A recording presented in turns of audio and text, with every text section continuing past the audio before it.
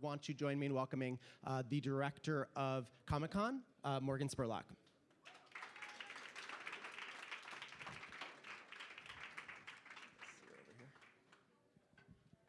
So Morgan, thanks so much for joining us, and I'm sure you're busy. It's all good, festival. thank you. So I actually just saw the film at the press screening, so I'm very happy to have the opportunity to chat with you about it. Right So I want you to actually start and just tell the people that may not have read about it because there's so many films here. Sure. Just a quick thing about the film. Yeah, no, Comic-Con Episode 4, A Fan's Hope, which is the full title of the movie, Right. Tells the story of San Diego Comic-Con, where it started, what it's become, and what it means, kind of the people who go there. We kind of tell the story of this pop culture mecca through 7 people who kind of ascend upon Comic-Con with 150,000 other folks, because 150,000 people go there over 4 days. Right. And we just kind of tell the story of Comic-Con through their experience. And one of the things that's really, even by the title of the film, it's really very much about the fans. Very much. And yeah. You have, as you said, a number of subjects that you follow. They have a lot of different kinds of roles. There are people that are aspiring comic book artists. There's a woman that's into cosplay, the costume play, creating costumes. Can you tell us a little bit about sort of what the casting was like? Did you have ideas of particular types that you were looking for, or did they organically come to, or no, what we happened? basically made a list of a wish list of the people we wanted to. Like the co-producers on our film, the film was produced with Stan Lee, the comic book legend, Joss Whedon, Right. the creator of Buffy the Vampire Slayer and Firefly, Thomas Tull, the CEO of Legendary Pictures, and Harry Knowles, the king of all fanboys from Ain't It Cool News. Yeah. So those guys all came on board to help us produce the film, and we all kind of talked about who are the people you want to see Comic-Con through? Who are those folks? And we broke it down, and put out kind of a wish list of if we could find these types of people, from somebody who owns a comic book store to somebody who is an aspiring artist who's coming there to try and break into the business, to a collector, a toy collector who's coming there for that one toy he has to have more than anything. And then what we did is we sent out that list to comic book shops, to other Comic-Cons who blasted it out to their whole mailing list, to cosplay websites, and then we started getting a deluge of tapes and submissions. I think it was somewhere between 1,500 and 2,000 submissions from people who wanted to be in the film, which we then started culling through and watching and narrowing down until we picked the ultimate people we decided to follow. Yeah, and one of the other things that's great about the film, I think, is that it really embraces, and I'm not saying this in a pejorative way, but the geekiness of it all. It's very much like a positive sort of expression of what these people are going and spending their 4 days doing. Yeah. And you don't really make fun of them so much. Was there any sort of moment or drive that something so outrageous was submitted to you that you were thinking, well, maybe we'll use this guy or this? Well, there were so many people who sent us their tapes and costumes, and and it was them talking about why it matters to them as they were there in their superhero costumes and doing karate moves on the video. Right. And for us, we wanted to follow a cosplayer, but the film, but Comic-Con is much more than just a sweaty person in a costume, right. Which is what the vision we have of Comic-Con is. Right. And part of the goal for me was to try and shatter the stereotype that you have of this convention. Right. And so that's why we wanted to create a much broader swath of characters, and I think that we were really fortunate with the people we got. We got great people to... Absolutely. There's some great stories in there, and the updates are even, in some cases really surprising and really great to see what happened with some of them. One of the other things, you talk about sort of changing the perspective of what people might think Comic-Con is about. In the last, 5-6 years or whatever, it's become very much a pop culture kind of event that's not really about comics. Yeah. I mean, comics are still there, but one of the threads of the film are about how comics are kind of in some ways vanishing. In the backseat. Comics have really become the backseat at Comic-Con. But I think that one of the things that the film that we try to set up with the movie is that there is an alpha and omega. There's a beginning and an end of Comic-Con, which is still comics. Right. Comics do still drive this industry. It is a business, and it is a business that is driven by comics still at its heart and soul. And I think that the people who are there, and it is one of the things we talk about in the movie, vendors who say, we're not the most important thing anymore. Right. It was our convention. They also recognize the fact that there's 150,000 people coming there is because of the movies and TV shows and video games. And so I think they're thankful for that as well. Absolutely. Yeah. And I think one of your strongest characters, primarily because he's been to the festival, so the Comic-Con for what do you say, 40 years almost? Yeah, Chuck Krasinski. It's Chuck Krasinski from Mile High Comics. So I think he's a really great counterpoint to some of these people that are in there really having fun, and he's sort of trying to survive. He's trying to and that's what you call him, the survivor, right? That's his like sort of. He is the guy who's been there from the beginning, who loves comics, has loved it his whole life. It's all he ever wanted to do was kind of be in that business and sell comics and have a comic book shop. And he's seen the highs and the lows, and so you see him there fighting against all the new media, all the electronic arts, and struggling to survive. But and his story is fantastic. And so you do have so many subjects you're following. You're doing this at one of the biggest conventions anywhere. You've got a huge crew with you. Massive. How is that logistically doable? Like, what was it? Were people sort of tripping over your camera people? What was that like? Well, we tried to create as small a footprint as we could. We shot with very small portable cameras, like the EX3s and EX1s is what we were using to follow our characters around. For the much larger, prettier B-roll shots, we were shooting those with like an F900 Cine Alta, an SRW 9000. Those were the much larger, prettier, like kind of landscape shots. We had other guys, like supporting guys, that were shooting things with like 5Ds and 7Ds. So we had, at any given point, we had 15 camera crews that were shooting. And within the 15 camera crews, there was a producer that was with those crews that could also pick up the second camera. So there could be anywhere from 15 to 30 cameras shooting at one time.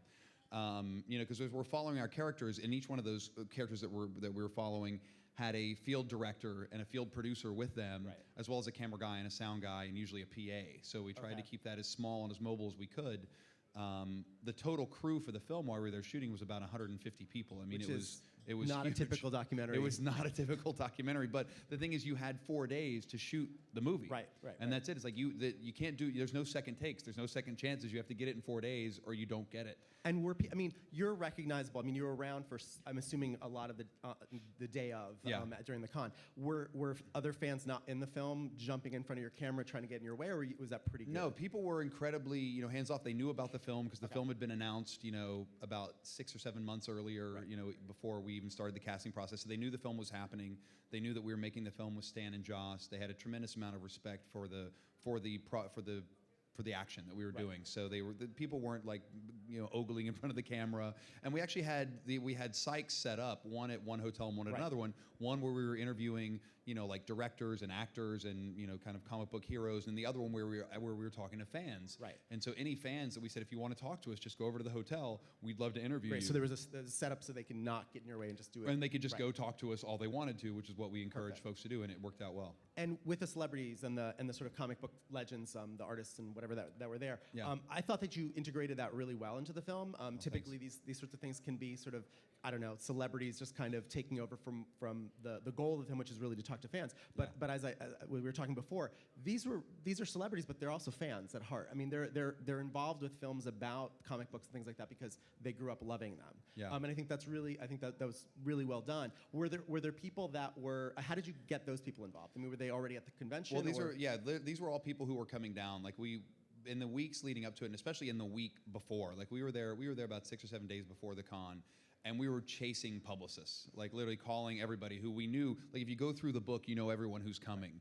And so, myself, our publicity team, we were like chasing everybody. Our field producers, our field directors, we were calling everyone we could, calling every publicist saying, we know Seth Rogen's coming. We know Seth Green's coming.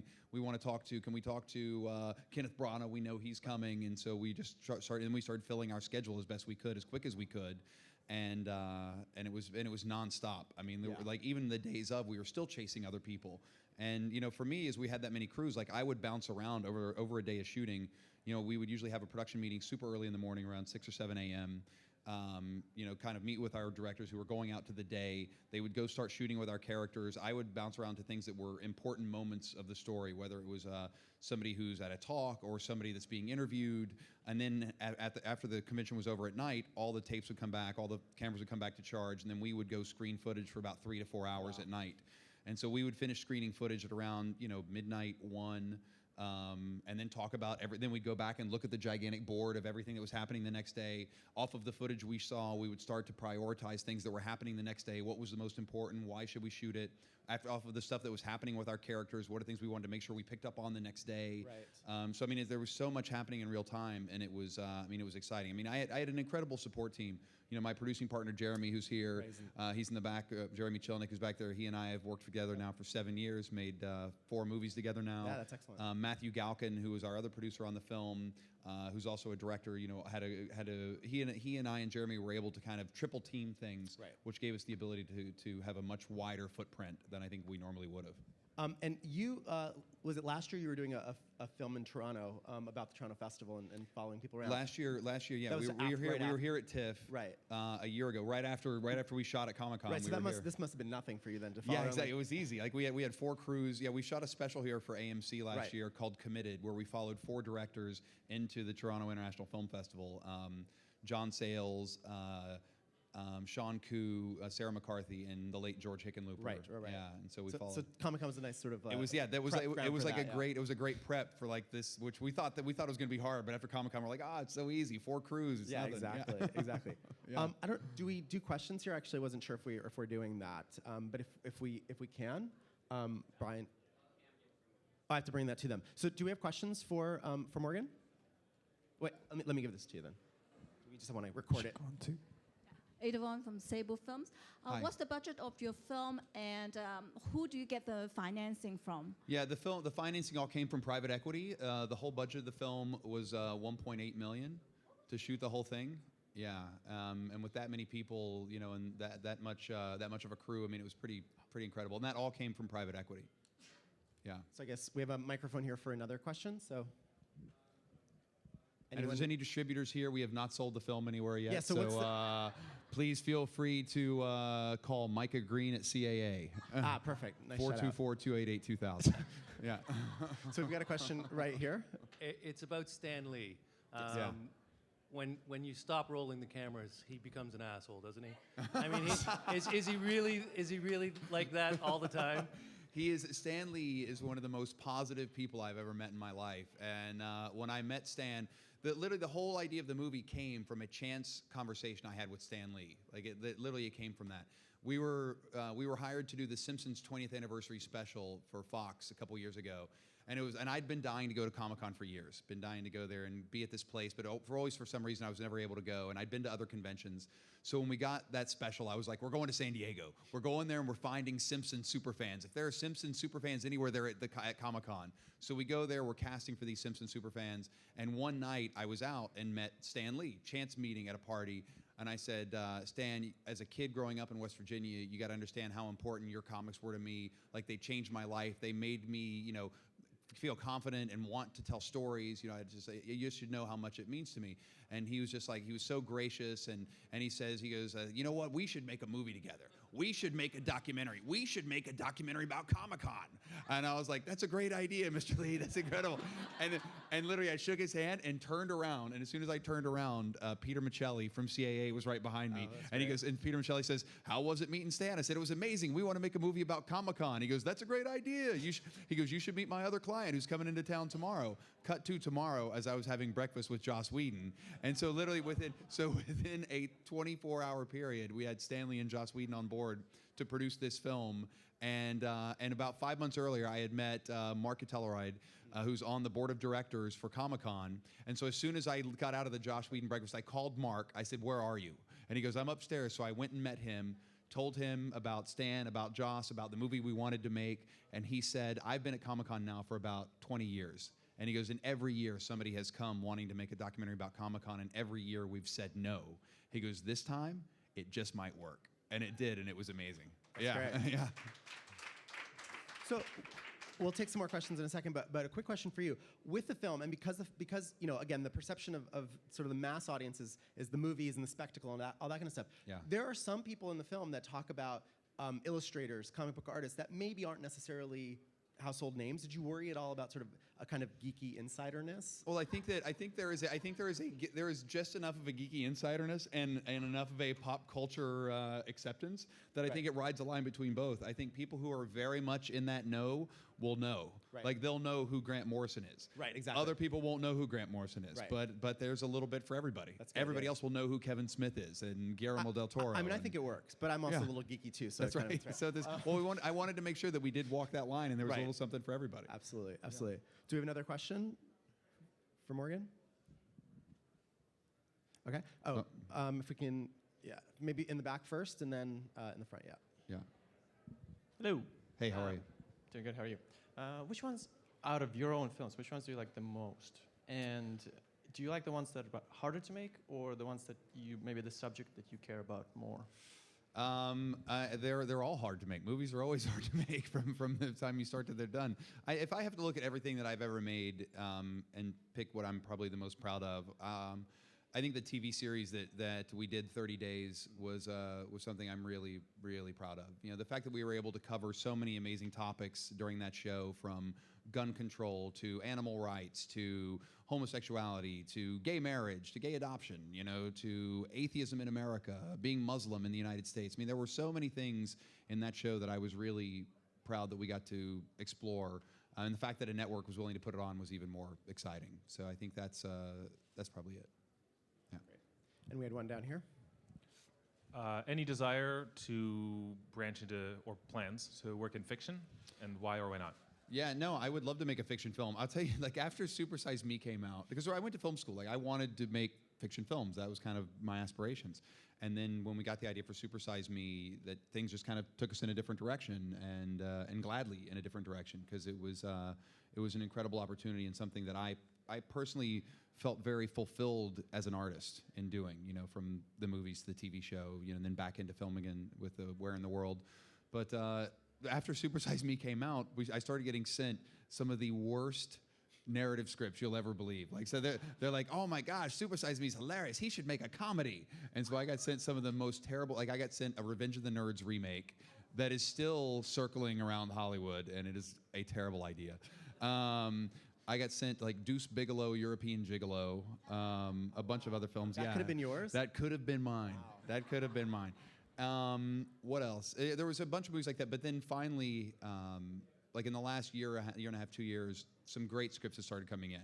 Because I said, listen, I want to make something that's like, you know, like an Aaron Brockovich or The Insider or Thank You for Smoking. And so, like, I just got attached to a movie last year with Appian Way, which is Leonardo DiCaprio's company that we're now casting for and trying to raise the money for. So hopefully, you know, next year we'll get to make that. Yeah. Great. And we have right here. Hi. What was the most challenging part of making this film, and was there any point where you were about to throw in the towel? I think Parts. Yeah, exactly. No, I think the hardest part with this film, you know, there's the production part where there's always difficulties you're dealing with in production, and then once you get into post, and there's 500 plus hours of footage that you're then trying to whittle down to an hour and a half to 2 hours. So there's two different levels of craziness that you're having to pull your hair out with. You know, when you're in the field, problems constantly come up. You know, whether it was David Glanzer, who's one of our friends here. He's from San Diego Comic-Con, they were the folks that greenlit the movie and said that we could shoot there. Whether it was somebody from Comic-Con complaining about our camera crews being somewhere they're not supposed to be, or getting in someone's way, or us just, you know, having to deal with the logistics of being in the field. You know, when you have a crew that big, something always goes wrong. But having the ability to go with it quickly, I think, is the most important thing. And we had great support staff, you know, in my co-producers. And then when you get into post, you know, we had great editors work on the film. You know, Tova Goodman and Tim Smith, two of the greatest doc editors that are in the business today. You know, just really helped us whittle down this story to find the key elements in all of our characters, and we felt really lucky to have them be on the film. And I mean, it sounds like At any point did I want to quit? I've never had a project, you know, knock on wood. I gotta knock on something, because there's wood in there, I hope. I've never started something, because I have filmmaker friends of mine who they talk about they've started a project and had to abandon them. Like, we've never had to abandon a project, and we, you know, yet to this day. You know, any of our films, any of our TV projects, nothing. Like, once it's started, it's always gone to the end. And this was another one of those. Like, we started the film, it was happening. There were a couple times we were like in the 11th hour trying to get our contract done with San Diego Comic-Con, and I was literally on the phone with Faye and David, begging them, saying, guys, I promise it's going to work out. It's going to be great. Like, the bigger thing was, like, the train was leaving the station, and we hadn't gotten a deal done with them. We're like 5 weeks out of Comic-Con, and we were like, guys, It's going to work out, I promise, because we'd already hired crew. Like, everything was moving forward, and they were like, okay, fine. So, I mean, that was the scariest. So then we got the contracts done, like, literally within weeks of Comic-Con happening. But that was probably the scariest thing of the whole process, and it all worked out. David's very happy. Look, he's smiling. That's great. Let's okay, over here. Hi. I was wondering if it was a conscious decision to not be in the film this time, unlike your first 3 documentaries. It Yeah, went no, the great. conscious decision from day one was to not be in the film. You know, the minute we got the idea for this film, you know, we were talking to financiers and they were saying, so you're going to be in the movie? And I was like, this movie is not about me at all. It's about this place and these people. And I think it's great. I love that I'm not in it. And I tell people who have seen all my other films, I'm like, if you hated all my other films, then you're gonna love this movie. This Comic-Con episode 4 is brilliant. It's gonna be great. Wait till you see it. Yeah, so. We've got one back there, but let me ask a quick question. Granted, you were so busy that you were, up all night working on stuff. Was there any moment, like the weirdest Comic-Con moment for you personally, like some experience that happened there that you wouldn't have expected anywhere else? I mean, you've been wanting to go for years, right? Weirdest Comic-Con moment for me. I mean, I don't know. I Most think exciting. more of the weird Comic-Con moments happened like the year before when we were doing the Simpsons special when, a guy comes in who was just wearing like a pair of underwear and had painted his whole body in red latex. And then it dries into like this basically red latex rubber suit once it dries, and he turned himself into Carnage. And so basically he comes in as Carnage and is like screaming about how much he loves The Simpsons. So here's the geeky thing, right? And it was at that moment when he was in there, and I was like, it was literally at that moment when I was like, now that's a movie. No, that's a movie right there. And so that was when the idea like came for so then when Stan planted the seed, I was like, yes, we should make this movie, exactly. Stan Lee. Let's do it. Yeah. And we were back here, I think. This question comes from a comment by Gary Huswit, who's had a lot of success crowdfunding. Yeah. His comment was he'd rather crowdfund than raise private capital, and it was because of the impact that those investors could have on his final product. I was interested to hear your opinion on any impact they had. Investors get to have no impact on my product at all. That's or else they don't get to put money into my movie. And so literally, it's like, so the whole thing is like whenever we get investors on board, they get no say in the cut, they get no say in the creative, they get no say in the process. They get a ticket to the premiere. I'll see you there. It's gonna be. No, it's like we usually show them the film. Like they get to see the movie. We'll show it to them before somebody else, but they don't really get a creative say because that's not their job. How about your last film? That's a great example. Prom Wonderful presents the greatest movie ever sold. None of those people got say in the film. Like none of the brands, none of the sponsors of that movie got one bit of creative input, and they paid for the movie. Exactly. Yeah. And their products were in the film. You can sell anything to anyone, basically. That's right. Yeah. Let's go over here. I'm just wondering how you approach subjects that might be difficult or even hostile towards you. Usually with a mask.